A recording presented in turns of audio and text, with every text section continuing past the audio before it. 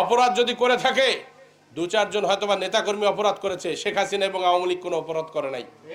এখানকার এমপি সাহেব শিবলি সাদিক কোনো অপরাধ করে নাই আপনাদের সঙ্গে।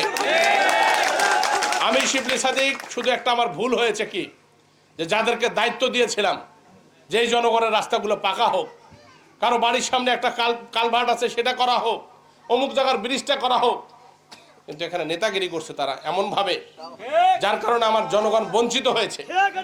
দীর্ঘদিন আগে যে রাস্তা পাকা হওয়ার কথা ছিল সে রাস্তাটা পাকা হলো না। আমার জনগণ এখন পর্যন্ত নেংটি মারে কাদা রাস্তা দিয়ে ঘুরে বেড়াচ্ছে। আমি তো দেখলাম ওই নদীর পাড়ের মানুষগুলো, এই কথাটা আমাকে কে বলবে এখানকার নেতারা ছাড়া? নেতা চকচকা হলো কিন্তু জনগণ জনগণে থেকে গেল আমার সেই রকমের থেকে গেল। এবং বাড়িঘর রাস্তা কোথায় যায় কাজ করবেন, ওই যায় দেখেন তার বাড়ির আশপাশে কোনটাই কোনা সেই জায়গার রাস্তার তালিকা দিয়ে দিয়ে থুইছে ওরে। ওই জন্য এখন গ্রামে গ্রামে প্রত্যেকটা পাড়ায় মহল্লায় নিজে যাওয়া শুরু করছে, প্রত্যেকটা জায়গায় যাচ্ছি। আমার দরিদ্র মায়েরা, আমার মুরব্বীরা যারা আছে, আমি তো অসংখ্য মানুষ, কিসের এক বস্তা চাল আমি দিব, কাকে কোথায় কি করব? এক বস্তা চাল 5 দিন 6 দিনও যাবা নাই মনে করেন, মনটা তো ওটা দিয়ে ভর্তিছে না আমার। আপনারা দোয়া করেন শেখ হাসিনার সময় আপনাদের এমন সচ্ছলতা আসবে ইনশাল্লাহ। এই বাংলাদেশের মানুষ, এই ঘোড়াঘাটের মানুষের অন্তত পক্ষে রিলিফ নেওয়ার শুনছিলাম একবার ওই থেকে কি খুলনা থেকে তারা বলছে যে আমরা এই যে কার্ডের যে টাকা পয়সাগুলো বয়স্ক ভাতা ভিডিও আমরা ফেরত দিছি অনেকগুলা, আমাদের অঞ্চলের মানুষের এগুলো প্রয়োজন হয় না, কারণ ওরা স্বয়ংসম্পূর্ণ টাকা পয়সা হয়ে গেছে।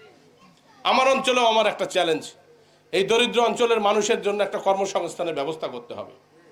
এবং কর্মসংস্থানের কোথায় স্বপ্ন দেখতেছি, আমাদের যারা সন্তান আছে, এই যে বাগদা ফার্ম নিয়ে আজকে থেকে 3-4 বছর আগে সংসদে বক্তব্য দিয়েছিলাম, যখন স্পেশাল ইকোনমিক জোন অথবা একটা ইপিজেড করে দেওয়া হোক, ইপিজেডের কাজ কিন্তু ইনশাল্লাহ শুরু হয়ে গেছে। এখন যদি বিএনপি ক্ষমতা নিয়ে আসেন, তোমার ইপিজেড ওটিগুলো টাঙ্গি থাকবে। এই অঞ্চলের মায়েদের জন্য আমি ওই চুলের ক্যাপ এবং চুল শর্টিংয়ের কাজ নিয়ে আসছি। শুধুমাত্র বেতনটা বাড়াতে হবে।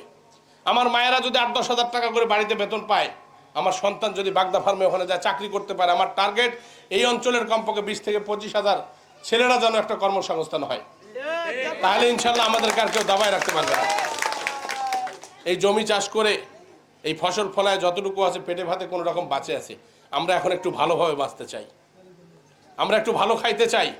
আগে ভাতের কষ্ট ছিল, এখন 7 দিনে অন্তত পক্ষে একবেলা অন্তত পক্ষে গরুর মাংস খাইতে চাই। সোজা যেটা কথা, অমুকের বাড়ির পাশে বড়ি, অমুকের 50 বিঘা 100 বিঘা জমি আছে, আল্লাহ দিনে ভাই 3 বেলার ভেতরে একবেলা মাছ মাংস খাওয়াছে, কিন্তু আমার সন্তানটাকে নিয়ে আমি যেন 7 দিনে একটু ভালো খাইতে পারি। এখন মানুষ ভালো খায় কিন্তু কি রেগুলার চায়, প্রতিদিন চায়। আর আগে এই যে কাতি মাস না কি বলে, কাতি মাস মানুষ যায় ভিক্ষা, কখনো চাল বা টাকা চাইতো না, ডাইরেক্ট যায় মানুষ বলতো যে আমাকে একটু খাইতে দাও, আমি ক্ষুধার্ত। এখন কিন্তু মানুষ যায় কয় না যে বাবা আমাকে 1 থালি ভাত দাও, দেয়। আমার বাড়ির যা দেখছিল একটা সময়, আমার পাড়া প্রতিবেশী, আমার ফুবু খালারা যারা ছিল আমাদের আশপাশের, সেখানে দেয় দেখতাম প্রায় 15-16টা মহিলা কাজ করতো আমাদের। আমি যখন ছোটোবেলা দেখতাম যে ভাত খায়, নিজে খাওয়ার পর 1 গামলা ভাত নিয়ে তরকারি নিয়ে বাড়ি চলে যেত, যায় তো ওই যারা শৈলপলগুলো আছে সবাই কিন্তু হইতো। এটা একটা সময় ছিল।